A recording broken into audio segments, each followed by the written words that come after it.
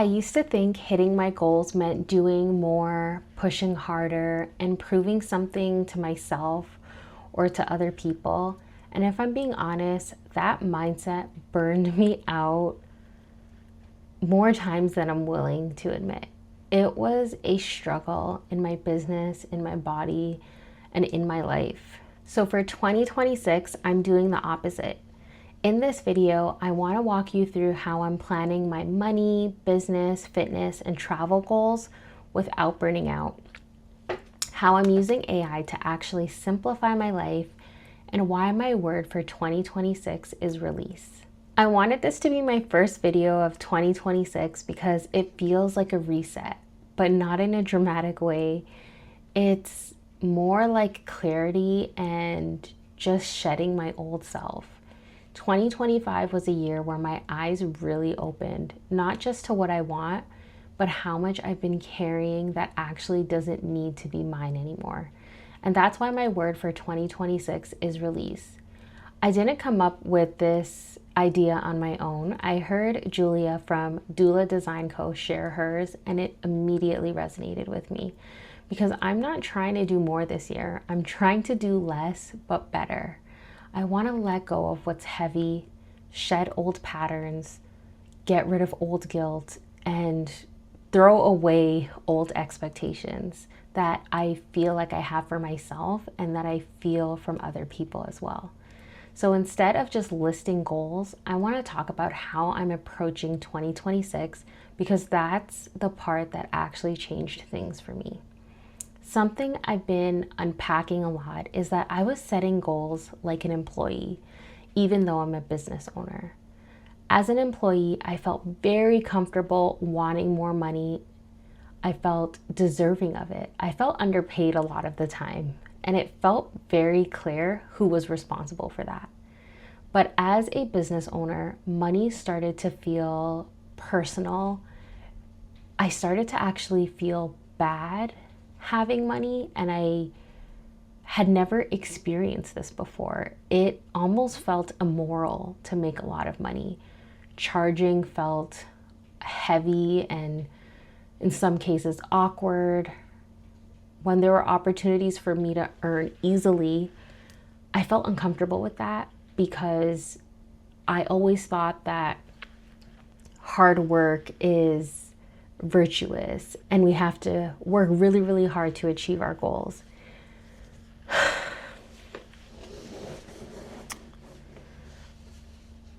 And I realized a lot of my burnout wasn't from working too much, but instead it actually came from working against my own values and ignoring how my nervous system was reacting. So for 2026, I flipped everything around.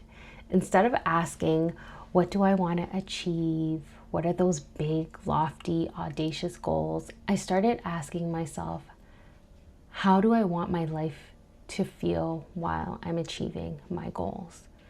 That one question changed my perspective. I always choose one sentence to guide my year. For 2026, it's this: I want my money, business, fitness, and travel to grow without costing me my nervous system. That sentence filters decisions really fast. If something requires constant urgency, guilt, or pressure, I pause. Not because it's bad, but because I know where that road leads for me.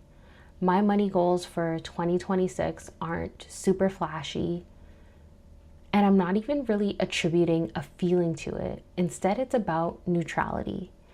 I've realized money has felt heavy because it's been loaded with guilt, family dynamics, responsibilities, and this belief that holding money somehow makes me less of a virtuous person.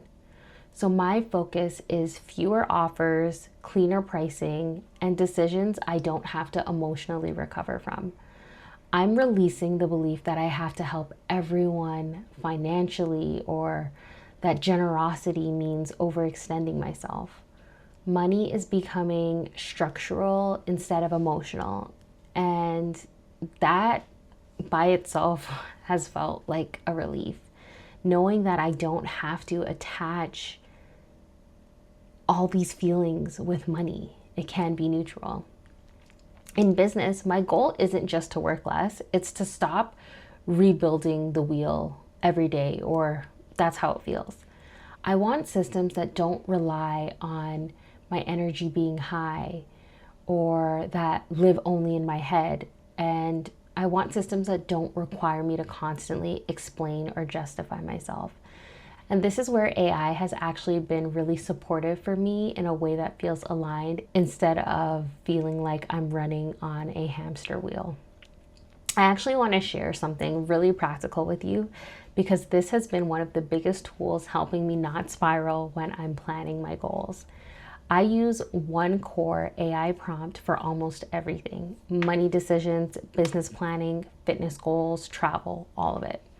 I call it my release prompt because instead of helping me do more, it helps me do less. When I'm overwhelmed, instead of asking, what should I do? I ask, what can I let go of? So I'll say something like, act as a strategic life and business partner who values sustainability, nervous system regulation, and long-term growth. My word for the year is release. Help me identify what I should stop doing first, what can be simplified or removed, what actually moves the needle with the least emotional cost, and what systems support my goals without burnout. I don't use AI to replace my thinking. I use it to organize my thinking, especially when my emotions are high. I'll put the full prompt in the description if you want to use it or make it your own. Now, fitness is a really big priority for me in 2026, but not from a place of punishment. My goal is to feel good in my body. My non-negotiables this year include monthly massages, getting my nails done before one breaks, because 2025 I was doing that a lot. I was waiting till the last minute. And actually maintaining myself instead of just kind of going with the flow on days when I don't have meetings or I'm not having to go outside.